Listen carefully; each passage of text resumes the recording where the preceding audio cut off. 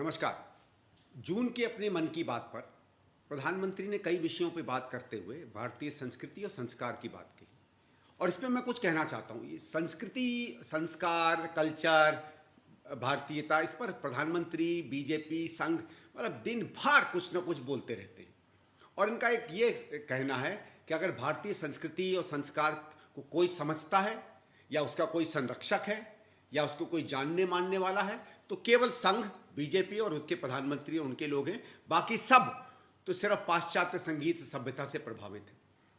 लेकिन मैं एक बात बताना चाहता हूं प्रधानमंत्री जी, आपको भी और देश की जनता को भी, सत्य तो इसके बिल्कुल परे है। क्या होती है भारतीय संस्कृति, भारतीय संस्कार? ये इसकी विविधता रही है और जिसको हम मानते हैं कि सही में क्या वो ऐसे चीजें हैं जिससे लोग भारत की और भारत की संस्कृति और संस्कार को पहचानते हैं। आप भारतीय संस्कृति को सीमित कर देते हैं संस्कृत भाषा से या उसके लिखे हुए ग्रंथों में, और वो हमारी बहुत बड़ी धरोहर है, बहुत महान धरोहर है और उसका हम सब पर गर्व है। वो दूसरी बात है कि शायद आप में से ज़्यादा अधिकांश लोगों ने उनको पढ़ा तक नहीं होगा, पर चलिए उस बात को छोड़ देते हैं। लेकिन हमारी संस्कृति उससे भी आगे निकली हुई है, उससे प्रेरित है, प्रभावित है, लेकिन उससे बहुत आगे है। आपकी सरकार ने, और माफ़ करिएगा थोड़ा मैं बीच में लाइन डालना चाह रहा हूँ, कभी कभी राजनीतिक वक्तव्य हमसे भी निकल आते हैं, जो कुछ इस देश की मूल संस्कृति और संस्कार को सुरक्षित रखने के लिए, उसको संरक्षित रखने के लिए और उसके प्रोत्साहन करने के लिए किया है, आप मानो या न मानो, वो कांग्रेस की सरकारों ने किया है। हम किसके लिए जाने जाते हैं? हमारे शास्त्रीय संगीत, जिसको हम हिंदुस्तानी क्लासिकल म्यूजिक भी कहते हैं, हम कर्नाटक क्लासिकल म्यूजिक भी कहते हैं, उसके अलग अलग घराने होते हैं। उनका तो शायद आप लोगों को ज्ञान भी नहीं होगा, क्योंकि मैंने तो कभी भारतीय जनता पार्टी के किसी बड़ी नेता को या आरएसएस के किसी बड़े सम्मेलन में शास्त्रीय संगीत को कभी सुना हो, या उसके प्रख्यात पंडितों को या उसके गुरुओं को, उसके आचार्यों को, उसके उस्तादों को कभी वहाँ आते हुए या जाते हुए देखा हो।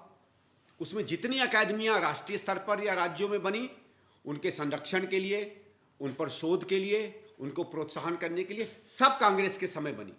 जितने सम्मेलन इस देश में भारतीय संस्कृति, भारतीय शास्त्रीय संगीतों पर आज से शायद 25-30 साल पहले होते थे, उसका शायद 1% भी नहीं आज बच गया है। उसको रोकने के लिए, उसके संरक्षण के लिए क्या कर रहे हैं आप लोग? बताइए ना। आप संस्कृति संस्कार की बात करते हैं, जमीन पर क्या करते हैं? हमारे जो नृत्य हैं, हम कथकली उसमें मानते हैं, भरतनाट्यम उसमें मानते हैं, उड़ीसी हम उसमें मानते हैं, कथक उसमें मानते हैं। इनके बारे में 1 रुपया आपने खर्च किया है? नया एक नया कोई स्कीम आप लेकर आए हैं? हम इस देश में, ठीक है बॉलीवुड है, फिल्मों से जुड़ा हुआ कल्चर है, माफ़ करिएगा वो ज़्यादातर पाश्चात्य संगीत और पाश्चात्य सभ्यताओं और पाश्चात्य कल्चर से ज़्यादा प्रभावित रहता है, पर चलिए उसमें भी हम लोग बहुत अच्छे हैं। उसके अलावा किस रूप में कभी आप इस देश को दिखाते हैं?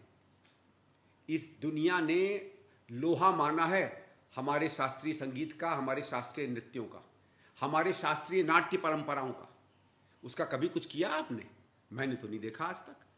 उसके बाद एक बहुत बड़ी धरोहर हमारी बोलियां, हमारी भाषाएं, हमारे लोकगीत, हमारी लोक परंपराएं, हमारा लोक साहित्य, हमारी लोक कविताएं, कहाँ गई है वो सब?